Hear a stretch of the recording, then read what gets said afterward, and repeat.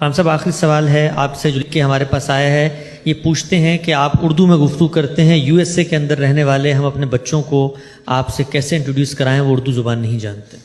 اپنے بچوں کو اردو زبان سکھائیے۔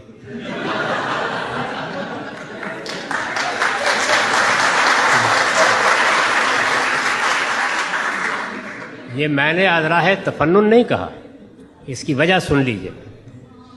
دنیا کا ہر علم جب پیدا ہوتا ہے تو زبان کا پیرہن اختیار کر لیتا ہے، ہر علم۔ سائنس کا بھی یہی معاملہ ہے۔ آپ پاکستان میں چیخ اٹھتے ہیں اگر کل پابندی لگا دی جائے انگریزی پڑھانے پر، کیوں، کیا وجہ ہے؟ آپ یہ کہتے ہیں کہ اس سے ہم سائنس کے علوم سے محروم ہو جائیں گے۔ تو اسلام ایک علم کے طور پر 3 زبانوں میں ڈیولپ ہو چکا ہے، عربی، فارسی اور اردو۔ آپ اگر اپنے بچوں کو مسلمان رکھنا چاہتے ہیں تو اسلام کی زبانوں میں سے ایک زبان سکھائیے، اسی جذبے سے جیسے ہمارے سکھ بھائی سکھاتے ہیں۔ اگر آپ یہ نہیں سکھائیں گے تو میں آپ کو بتا دیتا ہوں کہ کسی دوسری زبان کے، کسی مذہب، کسی علم کی زبان بننے میں صدیاں لگتی ہیں۔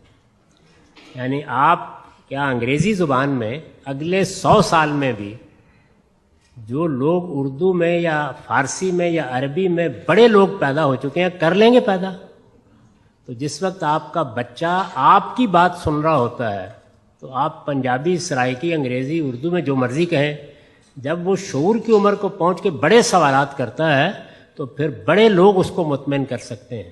میں آپ سے سچ کہتا ہوں کہ اسکول کے زمانے میں میرا چونکہ فلسفے اور تصوف کا پس منظر تھا تو 9ویں جماعت میں میں ملحد ہو گیا ہوتا اگر ابوالکلام اور اقبال اور ابوالعلا مودودی نے اس وقت نہ سنبھالا ہوتا۔ میرے والدین کے بس کی چیز نہیں۔ تو اس لیے اپنے بچوں کو آپ اگر واقعتاً اپنا کلچر، اپنی تہذیب، اپنا مذہب منتقل کرنا چاہتے ہیں تو بے شک 2 سورتیں یاد کرا کے اور 2 دعائیں یاد کرا کے نماز پڑھنی سکھا دیں، کچھ نہ پڑھائیں، کوئی مذہب نہ بتائیں، ان کو اپنی زبان سکھا دیں۔ اس کے بعد آپ کو ضرورت ہی نہیں رہے گی کچھ اور کرنے کی۔